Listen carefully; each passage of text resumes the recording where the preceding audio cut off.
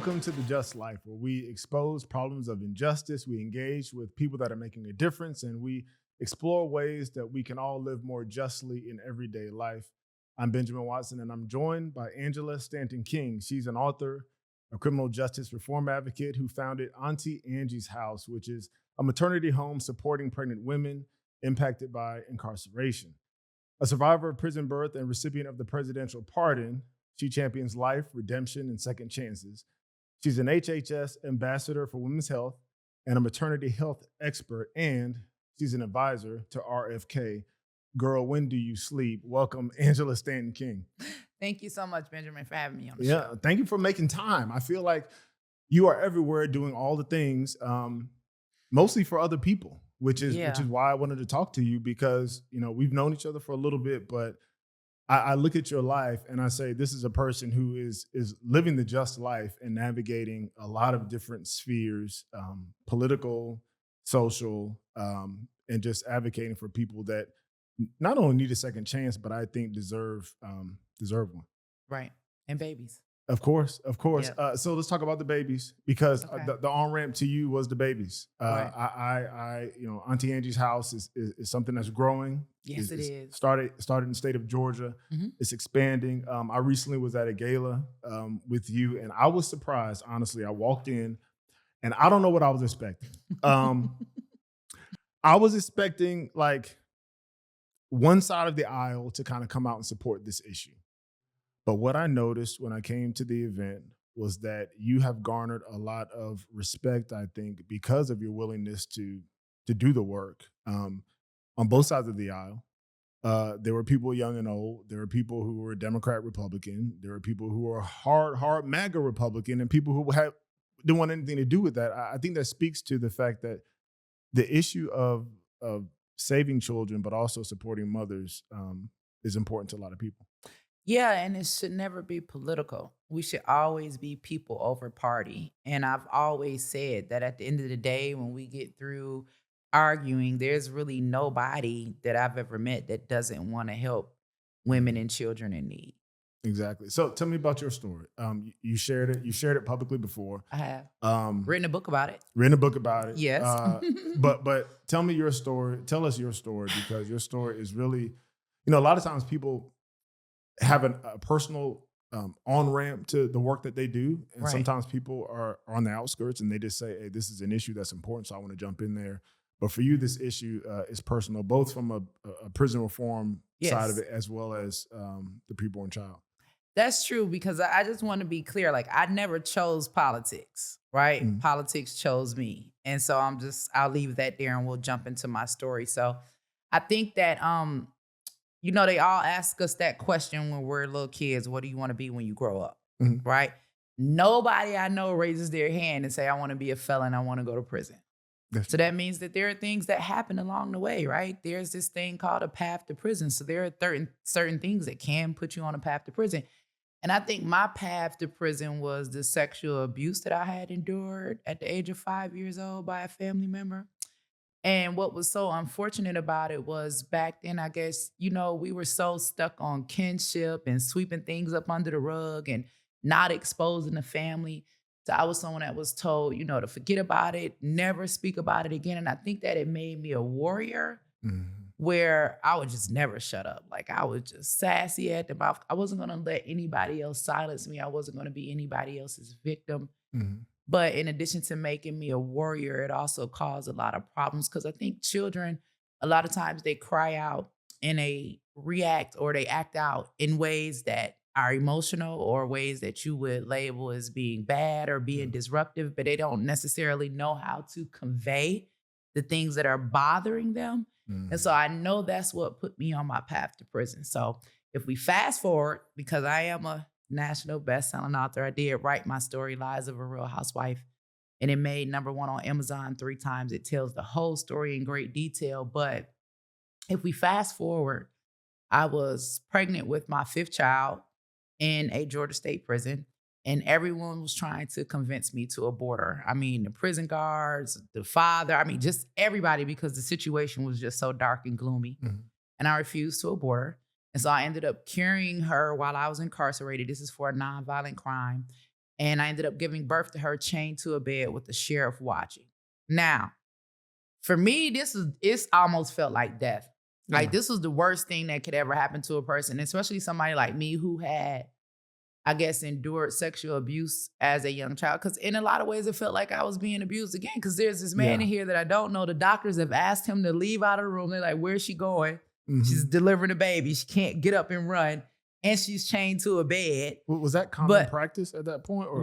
I've never been in a room with another woman during this experience, but chaining women to the bed during childbirth was common practice. Okay. If you were incarcerated. The sheriff staying in the room watching, like he was the daddy, waiting on the baby. I don't know. That's power and control. That's power and control. And it's also to make you feel hopeless, to make you feel like you're worthless. I mean, in a moment so private. So after I gave birth to my baby with the sheriff watching, she was taken from me 24 hours later. Fortunately for me, she was given to my mother. There were a lot of other women who didn't have family to get their children, so their children became wards of the state. And I was sent back to the prison where it was overcrowded, and I was given a mat to get up and down off of the floor. Now, that's a whole nother story. But I believe that this was the beginning of God changing my life and putting me on my path to my purpose. So I have my baby. My baby goes home with my mother. She's there for 6 months. I get a call from the chaplain to come in his office. My mother passed away from a massive heart attack. My daughter goes to my grandmother. She's with my grandmother for 6 months. My grandmother passes away of a heart attack. And then 6 months later, I'm released. So within this 2-year span, I've given birth to my 5th child. Yeah. I've lost my mother and my grandmother. My entire lifeline has been wiped out. I'm released from prison with a $25 check and a bus ticket, and I'm told to go start my life over. Like, what am I supposed to do? I have nowhere to go. Like, I'm literally coming home. I've got 4 children spread out with different family members waiting on me. I've got 2 garbage bags of clothes and 2 tombstones. I mean, nowhere to go. So we end up going from shelter to shelter. There were only 3 shelters in Atlanta at the time for women and children. 45 days you have to max out. During this time, there wasn't a ban to box. So I'm a convicted felon. I can't get Section 8. I can't get housing assistance. I'm a liability. Nobody wants to give a convicted felon who's also a single mother of 4 children a job. I just have absolutely no support. And on my last day that I was getting ready to max out of the 3rd shelter, a woman came up to me and told me about a crisis center that I could go to get help. And I remember that she had given me a token to catch the bus. And I made my way over to this crisis center. And I had already made up my mind before I even got there that I was going to take my life. Because I couldn't see like any way out. I'm so dark in this tunnel. Like I can't get a job. These children, you know, they hungry. They need things. I can't provide for them. I'm in the lowest of the lowest.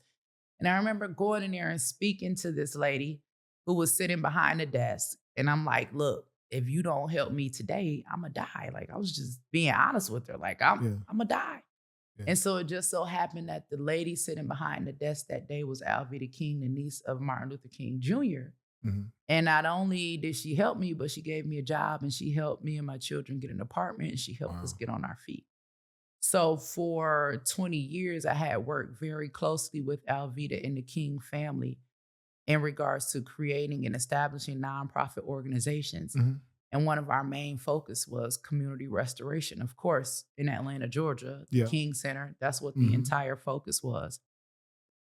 In the process of that, I'm building my life back. I'm rebuilding my life. I'm getting off parole. I'm getting out of trouble. I'm getting my children situated. And then President Trump decides that he's going to run for office. And I didn't know President Trump at all. I didn't know him as in a political realm.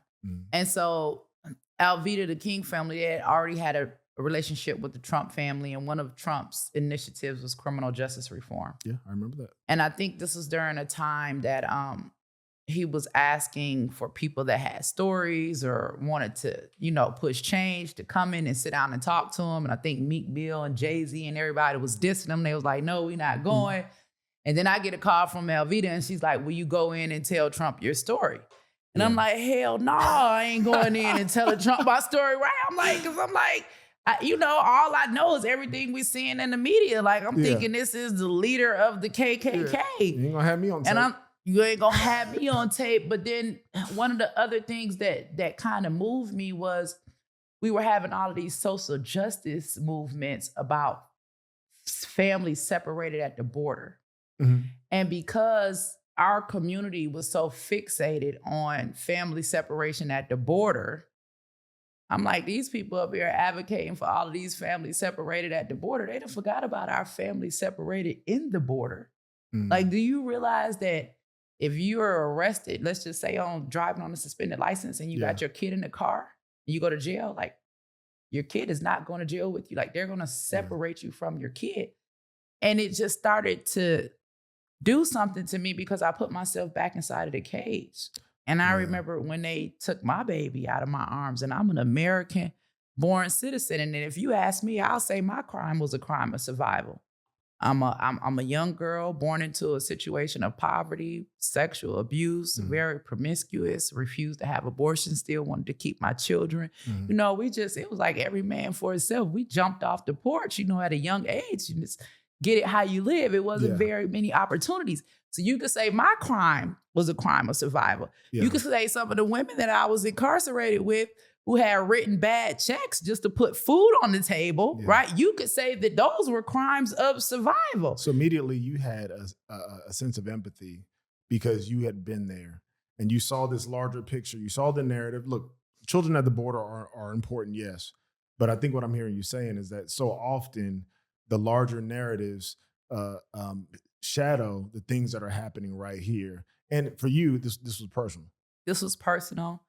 Alveda King is also one of the pro-life warriors. Yeah. People weren't understanding that abortion separates the mother and the baby forever, right? Yeah. Like I wanted our community to understand that we deserve to be fought for just as much as the people at the border. Mm-hmm. And since during that time, because it was all about politics, I decided to go in and fight for our people because I remembered exactly what it was like. Mm-hmm. I remembered every woman that I was in prison with that cried on the weekends because they did not get to see their children. Wow.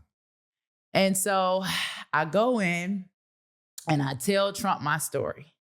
Now, I had to do a whole lot of praying. Thank God I am the child of a prophet.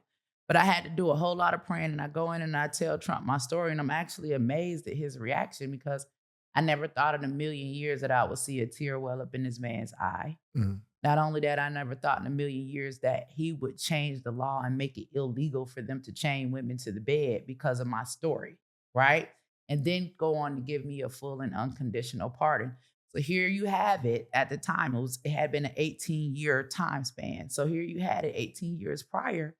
I was chained to a bed giving birth to my baby. You couldn't tell me that in all of that darkness, that God was going to use that story to change the law of the land. Yeah. Not only that, that same baby that I had given birth to chained to a bed that just won the Harvard International Debate Championship. Wow. Got a full scholarship to every Ivy League school in the nation and is now in her 3rd year at MIT, be her 4th year in August. So that shows you that there is value in life regardless of the circumstance. Yeah, there's value in life, and there's also redemption of story. And it can also come sometimes from the least likely suspects. I would imagine, and you fill me in, I would imagine that it was difficult for you to go and decide to go to meet with the president, especially President Trump. We don't even have to go into all the different ways people view him. Right. Some of it right, some of it incorrect. But you going as a formerly incarcerated Black woman to the White House in a contentious time, you were pursuing justice. Yes. And sometimes that can come from places that we don't expect it to come from. Yes. But you also, with that move, changed the lives of millions of other people by getting that law changed. Well, by trusting God, because the word tells us that he turns the heart of the kings in whichever way that he wishes. Now, that may not be the exact scripture, but I know it's something like that. Yeah, it is. And so he's in control.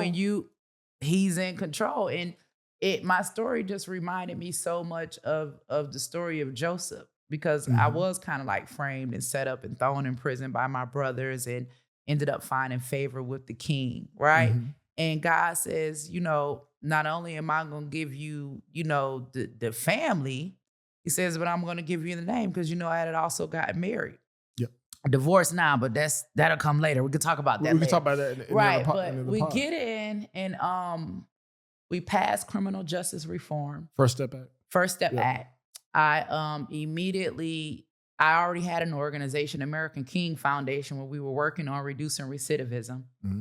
I continued to work with Trump's administration on criminal justice reform and got a partnership with the Department of Alaska to hire 4,000 of the returning citizens that will be coming home from the First Step Act. Because one thing that I knew was if they didn't have a job and if they didn't have somewhere to stay, they were going to end right back up in prison because that's something I'd experienced myself. Exactly. We've talked about that. And a lot of people get excited for the cause. Mm-hmm. Criminal justice reform is a very, very catchy, and rightly so. It's a very, inclusive. People get excited about, what does that mean? But a lot of times people don't think about recidivism. They don't think about restoration. They don't think about the fact that, people get out. Do they have skills that they can use to make a living? You mentioned ban the box. When I was living in New Orleans, that was a big deal. You had formerly incarcerated people who could not vote. Right. So you effectively disenfranchise them after they've paid their debt to society and not allow them to have a voice. And that's not justice. Justice works in totality. It not only protects those people, but also provides a way for them to be reintegrated back into society and have human dignity. And so I see that work as restoring dignity to people the same way, when we talk about preborn children and the work you're doing with Auntie Angie's house. Well, America is supposed to be the land of second chances. And we do have, if you want to say it, a convicted felon as president of the United States right now. So that just talks about, right, what we can do if we believe in ourselves, right? And I think that everybody does deserve a chance at redemption. And so I'm working with President Trump and I'm coming on the solution side now. One thing about me is I'm all good for the argument. We can argue why we need criminal justice reform. We can argue pro-choice, pro-life. We can do that. But once we've found out which direction we're going into, then I like to be on the solution side. So American King Foundation would be a solution to making sure that we're reducing recidivism. I continue to work with President Trump on criminal justice reform, and then COVID hit.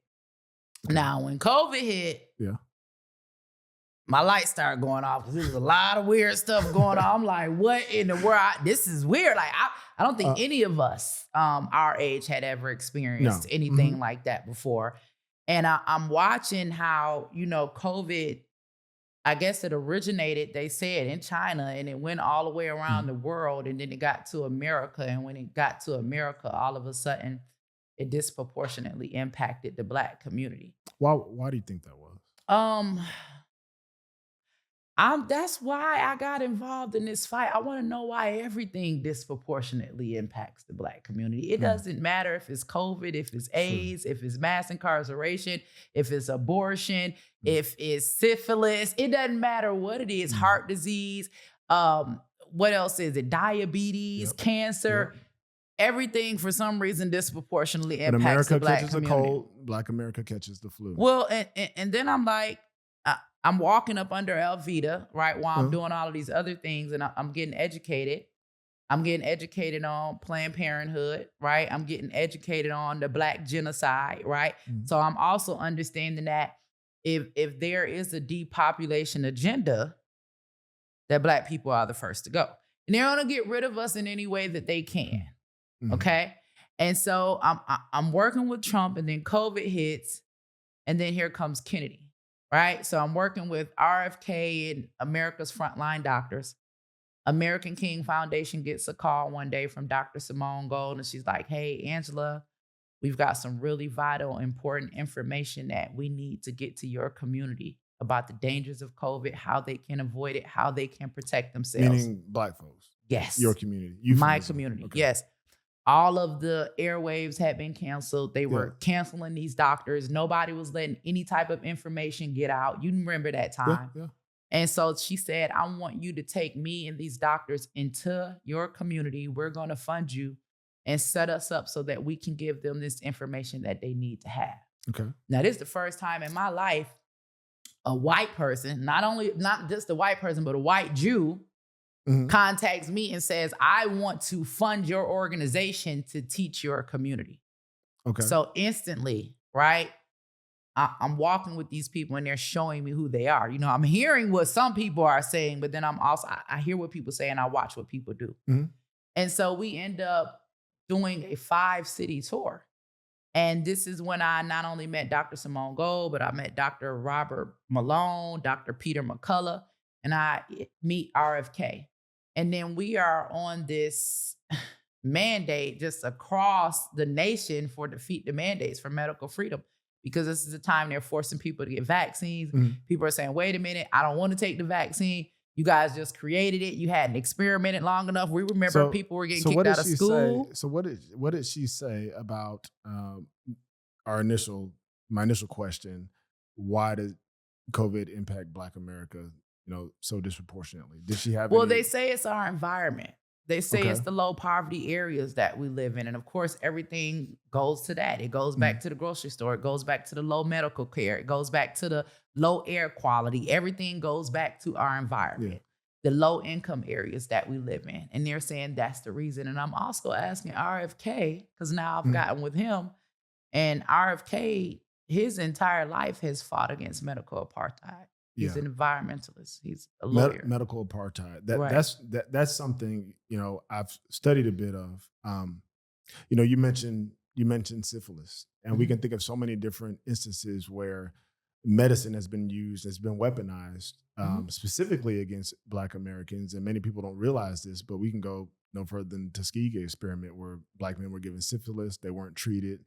They were allowed to let the disease kill them or dismember them.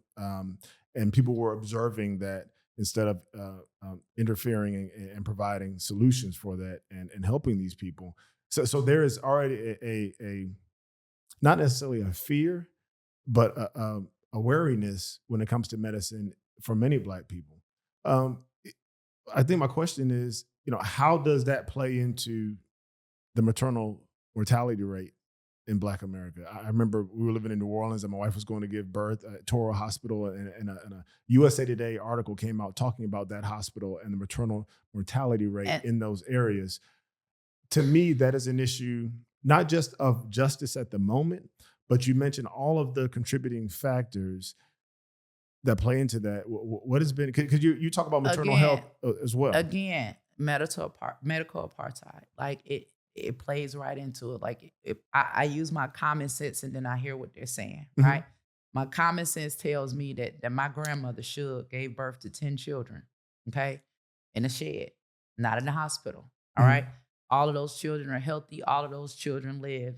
My father, it was 9 of them, right? In one generation, we've gone from Black women birthing 10 and 12 children to now they're saying that Black women are dying from giving birth to 1, right? But we just watched Octomom pop out 8 babies at one time, coochie still intact and everything, no complications with the babies, right? But you're telling me that to me, that doesn't make sense, right? So you're saying that that's not true, or you saying it doesn't? I'm saying it doesn't make sense. Why is this happening? That's why I'm working very closely with RFK so we can get to the bottom of it. Because to me, it's almost as if you're telling me that all the Black dogs are going to die if they give birth, or all the Black horses, or all the Black cows, or all the Black bears. And again, they're saying it goes back to the environment, poor medical care. I've met with a bunch of doctors. They're telling me that Medicaid pays at one specific rate. It's the lowest rate. The private sector pays higher. All of your good doctors are going to the private sector, where the doctors that are receiving Medicaid that are mostly these low income areas, they're taking it. It's the lowest that you can get. What happens when you pay minimum cost? You get minimum quality. Well, what about things like medical care deserts, though? I mean, even throughout maternal care deserts specifically, and it's getting increasingly worse, where women are having to drive further and further to get care. I mean, you look across the South, specifically states like Georgia, Alabama, Mississippi, even South Carolina. That's a huge issue where women just can't access care because I think the care may be the contributing factor. I think that it's the care that we're receiving. A lot of these women, when it comes to this maternal health crisis, especially Black women, they're passing away because of C-sections. They're hemorrhaging, they're bleeding out. Like it's a C-section is not really the natural way to give birth. They aren't cutting horses and gorillas in half for them to deliver their babies. Anytime a doctor performs a C-section, that's an extra $30,000, right? That's added on to that bill. So what I like to do is see women get back to the natural birthing methods, right? Get back to naturally breastfeeding our babies as well. We are the only species that's running around here giving our babies milk that don't come from our bodies. Every other species is breastfeeding. You bring up so many good points. It reminds me of a study that I read not too long ago of medical students. And they did a peer-reviewed study, and they asked the medical students about which people or types of people experience pain. And repeatedly, these are medical students that will become doctors someday and end up treating people like you and me. Repeatedly, for the medical students, they thought that Black people did not experience pain at the same rate. They thought that we were just able to endure things. And what that means is that when you encounter someone who is a Black woman that is trying to express the pain that she's feeling or the discomfort because of, her pregnancy or different issues with that, many times it's not taken seriously. That's true. They're not listening. How does that play They're out? not valued. And I hear Black women say all the time, hear us, listen to us. They're not listening to us. And I think, again, we need to get in positions where we're taking back control over our own health, right? They got all of these women's rights movements, the ones that we don't agree with. Yeah. Because I'm like, what about the woman's right to live? Yeah. What about the woman's right to be born? You have to be born in order to become a woman, right? Exactly. Right. It's a flawed argument. And so I think that what happens is we have low quality care, or it could possibly be intentional.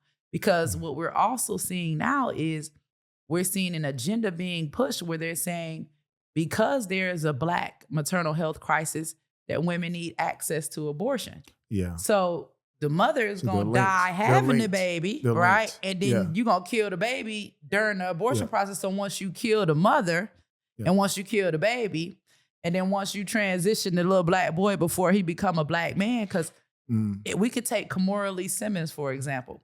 Kimora Lee Simmons got a baby by a Black man, a white man, an Asian man, and a Mexican man, allegedly, right? But we know that all these babies, all beautiful, are different races. The woman does not determine the race. So we are really, really serious when we say Black Lives Matter or Black Lives Matter. Like, we have to protect Black men, Black boys, right? Because he's a boy before he comes a man. You're only going to get Black life from a Black male. Yeah. So how are we supporting agendas, abortion, sexually transitioning our boys into girls, right? The idea of a maternal health crisis, we move in fear. We're afraid, but we don't apply our common sense. Yeah. Because a baby, you could be on your way to the hospital, had a baby, and the baby just pop out. Like, there are stories of babies being born in car. Everything on this earth gives birth. It's the most natural thing to man. Every person has been born. Women were created to give birth. So now we have an atmosphere, right, where Black women believe that it is safer to abort their children than to give birth to their children. And we are not recognizing the Black genocide. And Auntie Angie's house is a creation of all of those things that led up to this point. Okay. The incarceration, the medical apartheid, all of those things. King, Trump, Kennedy, all played a role into where I am right now today in the fight that I have. So I'm sure you get this all the time. The pro-life, stance is usually casted as, right-wing, conservative, Republican. The take care of women and provide services for women is usually cast into the Democratic, left-wing, more progressive, care about people after they're born as opposed to care about people before they're born. How do you walk that line? Is there a line? And how do you navigate that? Because it's a line. It's taking you being willing to step into some right-wing circles, some left-wing circles, but understanding that, look, I'm trying to, from womb to tomb, serve people. And whatever side of the political aisle you sit on, I'm just trying to provide opportunities for people. I think out of all of the nonprofit work that I've done, This one has been the most challenging for me. Okay. And I'll say that because although Republicans, the majority of Republicans are pro-life, they aren't pro-black, right? At Auntie Angie's house, we'll help anybody, but I'm not afraid to specifically target my community. Yeah. If Planned Parenthood can target us for abortion, then I can target us for life, right? So I'm not afraid to specifically say, I want to eradicate the Black maternal health crisis. I want to save Black babies. Now, when it comes to that pro-life movement, which has been, unfortunately for us, mostly white, right? And it's been hard for me. And that's why I stopped protesting. I would go to the March for Life events, Ben, and you've been there and I've been there too. And I promise you, we are in a sea of white people. It may be 5 of us, but it's 50,000 of them. And when I'm standing on this side, and we're the oddballs in the bunch because we the only little specks of pepper in a whole sea of salt, right? And then I look on the other side, and when I look on the other side, I see all the pepper. Okay, and all the pepper wants to terminate. They want rights to terminate. And me being a Black woman on this side, I had people asking me like, what's wrong with your community? They don't want to save their babies. So it's either what's wrong with your community, or it's here are the stats about why Black abortion matters. Here are the stats that Black women have disproportionately more abortions. This is from white pro-lifers, some of them. Right. So they talk about all these statistics, but then when it comes to, as you mentioned, okay, you're saying that this is the issue, that the problem of abortion is really focused on Black America, Black children, image bearers of their creator. But then when you say, I want to do something for Black women and Black children specifically, then it becomes a problem. Why is that? I don't know why that is. And I don't have time to figure it out. Okay.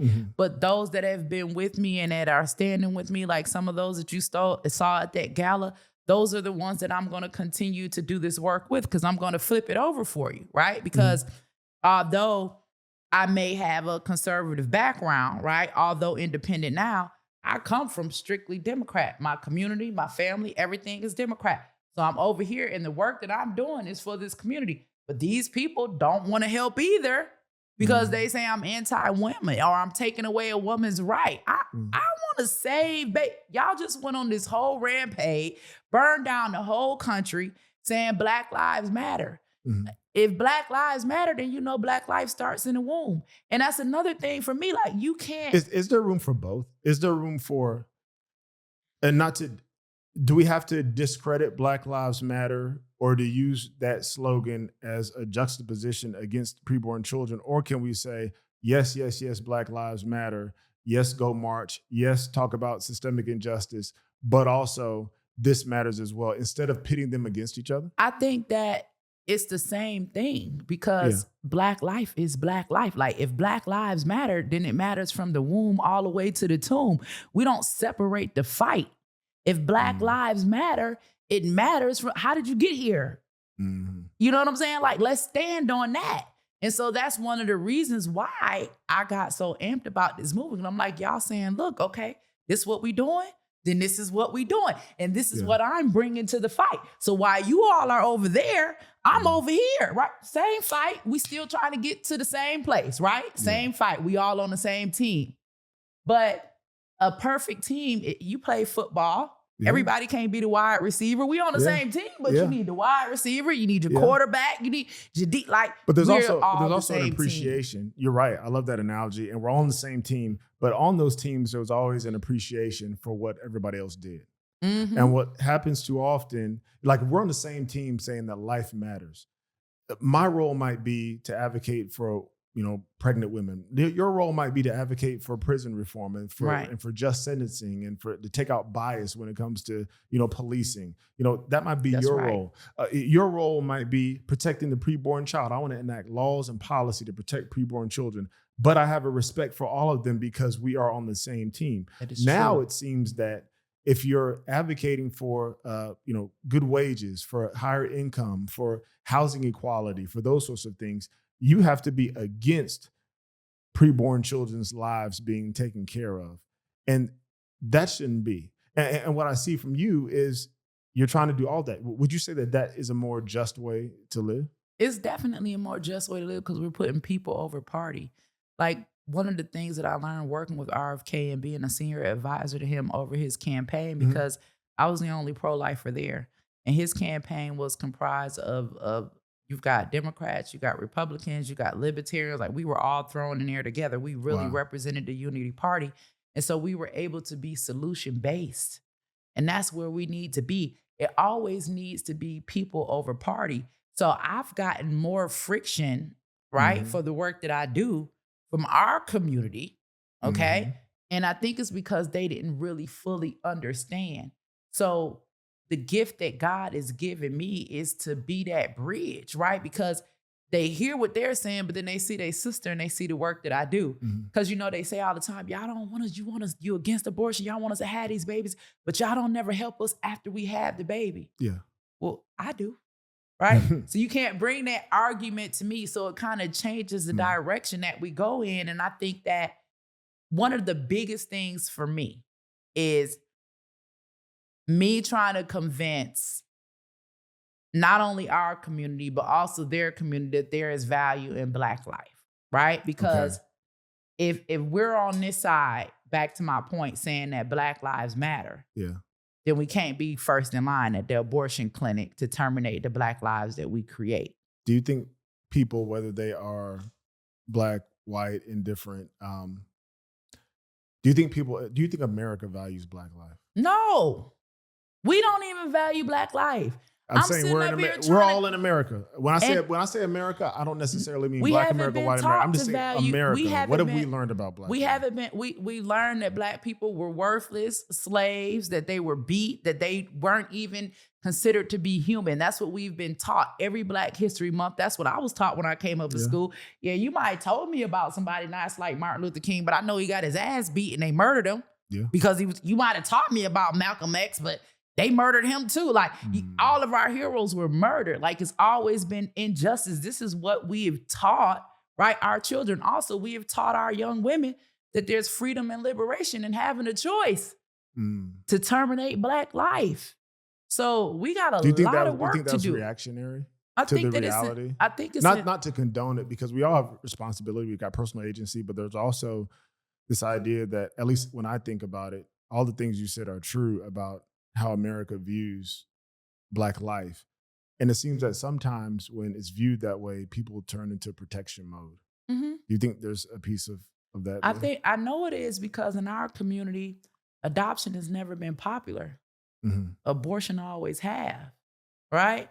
So in our community, for some reason, we feel as though abortion is better than adoption, right? Like, I remember when I got pregnant at the age of 14, and I remember my mother sending me to a pregnancy home. My father wanted me to have an abortion. And I remember my mother sending me to a pregnancy home, which is another reason why I started Auntie Angie's house. There were none in the Black community. We had to go all the way out.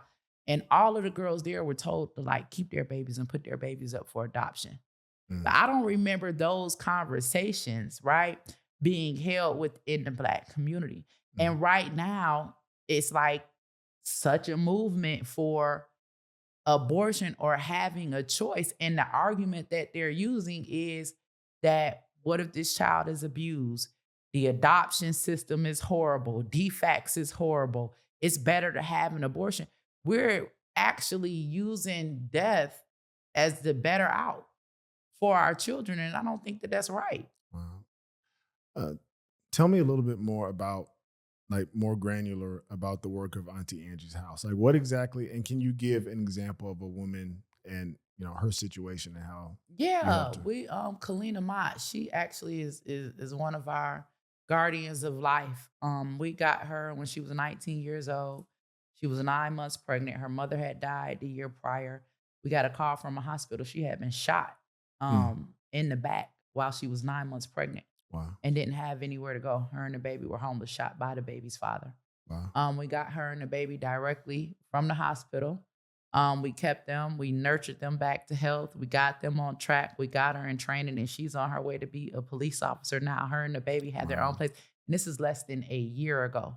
The baby just turned 1, I want to say, in February of this year. So God is moving fast. That's one example. We got another one, Marion Swift, and her baby Serenity. We got her and kept her for about 9 months. She's getting ready to be a firefighter. She's got her own place.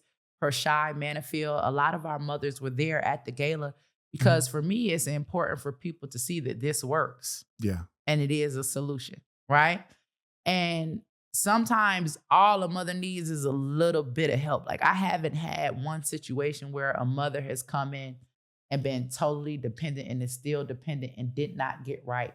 So what we do at Auntie Angie's house is we're just that bridge for them to have a safe place to carry the baby, a safe place to birth the baby, a safe place to bond with the baby. That usually takes at least 2 years. Okay. During that process, they're able to partner with other community organizations, get their education, to get their training, to start working, to get jobs, whatever it is that they need to do to better themselves, and we begin to transition them out. We put them on a plan where they're able to work with case managers. Okay. They're able to save their money. They're able to do everything that they could do if they just had a little bit of support. And when I talk to people, like in America, we have 2,800 life resource centers across the nation. But what we don't have is housing. Yes. So I didn't want to reinvent the wheel. Yeah. I remember having my baby and coming home and having nowhere to go. But I was a mother that loved her children. Yeah, I made mistakes, but I didn't want to give my children up. It didn't mean that I didn't love them. You know, maybe I just need somewhere to stay for a little bit till I figure it out. You need something reliable. So we decided to create housing and just partner with other communities and other organizations to provide everything else. And the vision that God gave me was, he kept showing me the word choice. And he said, choosing to keep the baby is also a choice. Yeah. And he said, if Planned Parenthood is the only place that they have to go, do they really have a choice? And then I kind of just start seeing, like, if we go eat, and let's just say we're going to go grab a bite somewhere real quick. Usually if McDonald's is here, then Burger King is here. Or if Popeyes is here, then KFC is here. Yeah. But in our communities, you'll see Planned Parenthood here. There's no Auntie Angie across the street. There's no life resource across the street. Planned Parenthood that isn't able to say, hey, if you want to keep the baby, go across the street. They'll help you. Yeah. That's a choice. And so I said, I want an Auntie Angie's house everywhere that there is a Planned Parenthood in our community. And at first we started out with a 9-bedroom, 9-bath that was right across the street from Senator Warnock's church. And it was burned down to the ground mysteriously. I still don't know what happened. But God said to me in a dream, he said, hey, baby girl, he said, you burned down, but you're not burned out. He said, get up and keep going. And so I said, okay, I'm going to see what we can do. So I started a GoFundMe. We raised $18,000 on the GoFundMe. And out of the funds that we raised, we were able to secure a single family 2-bedroom home. We kept that home for a year. We were able to service 17 women in that 1 year, in that 1 2-bedroom, 1-bath home. And then God blessed us with a 4-unit complex down in Albany, Georgia. Yep. We're there. We're still up and we're operating. We're expanding. We're getting ready to open another location here in Atlanta. We're on our way to Chicago. And God is just making awesome moves. And it's almost unbelievable when you think about my story, when you think about somebody like me that was born into so much poverty and dysfunction, to end up having the favor of not only the King family, but the Trump family and the Kennedy family. I'm talking about like on speed dial. Yeah. And everything that I fight for, because I cause problems everywhere I go. You probably heard that. Yeah. Indeed. Because I'm really about us. Like I could be with the Republicans. I could be with independents. I could be with Democrats. My stance don't change. Like I need to help women and children. And that's what I'm here for. So what is required of us? Outside of you, when you look at churches, when you look at individuals, even when you look at it from a policy standpoint, like what is required of us to do justice, especially on the issues, really is social determinants of health. It's things like you mentioned housing, it's food insecurity, it's access to transportation, it's all these sorts of, it's healthcare, it's all those sorts of things. Those are determinants of health and determinants of maternal health, especially. What does justice require us to do?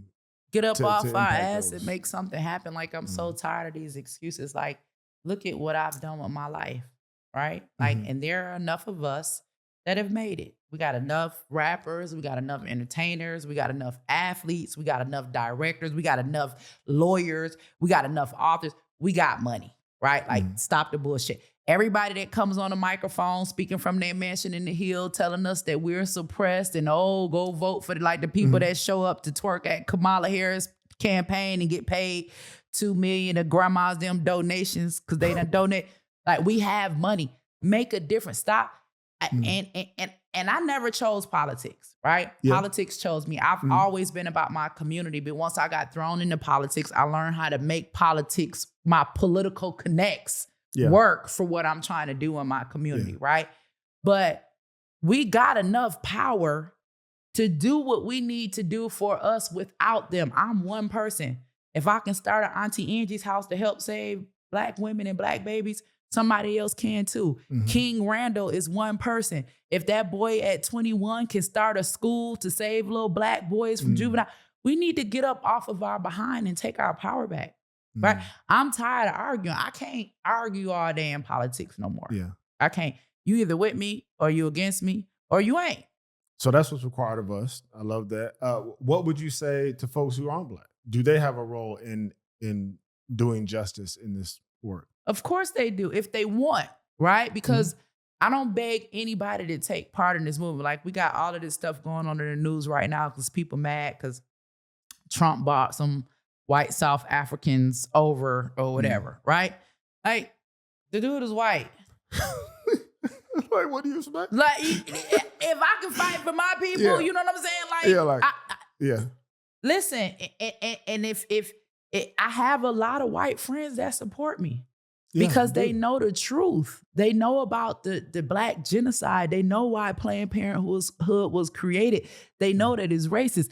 They get accused of racism for helping me save my babies. And they get beat up a lot, right? But whoever's going to walk with me on this walk, they're going to walk. I'm just fulfilling my assignment. So what you're saying, it might cost them something. Of course. Of course. And it's going to cost them something on both sides because they'll leave that side, right, to come over here and help me. And then some people over here are going to have something to say. And then they're going to say, well, you should have just stayed over there. You shouldn't have been over there with them anyway. But it's just all about the light work. Like, that's what I want to get away from. I don't, of course, I have to put an emphasis on what's happening in Black culture because I am Black and there's a Black maternal health crisis. I don't know why. More Black babies are being aborted than anybody else. But for me, it's not about racism when it comes to who can help us in this fight. Okay. Like, I'm not saying you can't help me because you white. And I'm not saying that I won't help you because you white. I got white God babies. I got Indian God babies. Whatever God send me, I'll take. But I think it's at some point we need to let humanity, you know what I'm saying, check back in with humanity and get away from the politics. What else needs to be done for, prison reform? For what else needs to be done to help women like you who came out of prison and are trying to reestablish themselves? Well, opportunity. And come back to life. Because not just me, but men as well. Like, we need to restore the family unit. Okay. We need to restore the family unit. Black men coming home from prison, they need to be put back into the families. Like, a woman is not able to nurture or raise her children the way that she should be if she's working a 40-hour job. Like, the structure was in place for a reason. We've gotten so far away from the original design, the origin, right? That everything is falling apart. Now, reality tells me that we too far gone, okay? But I'm just here to get the ones that I can. Yeah. I'm not going to save every baby for abortion, but I'm on baby 94. Somebody else said, sometimes a problem seems so big. In this case, it's maternal health, it's prison, it's racism. Gender ideology for our children. Sometimes a problem seems so big to solve. And for a lot of people, that paralyzes them. What do you say to the person that feels paralyzed? They want to engage in justice. They want to live justly in their life, but they just feel like, man, the things that I care about, I can't solve them myself. I don't know where to start. You get the ones that you can. That's the biggest flaw, going in thinking that you're going to save everybody, right? It's impossible. But some people don't want to be saved, right? Yeah. But there are going to be each one of us have to do our part. There got to be a Benjamin Watson. There got to be an Auntie Angie. There got to be a this person here, this person. If you got 100 and I got 100 and we got 100 more that got 100, then we eventually might get there. But don't allow it to make you stagnant. Don't allow it to make you give up. Just go get the ones that you can. Yeah. This podcast is called The Just Life. And so as we close, I always like to ask, what does a just life mean to you? So the just life means what? Being alive, the right to life. If you aren't alive, you aren't anything. Everyone who argues against abortion has never been aborted. Being alive, God is life. Thank you. You're welcome. Thank you for your time.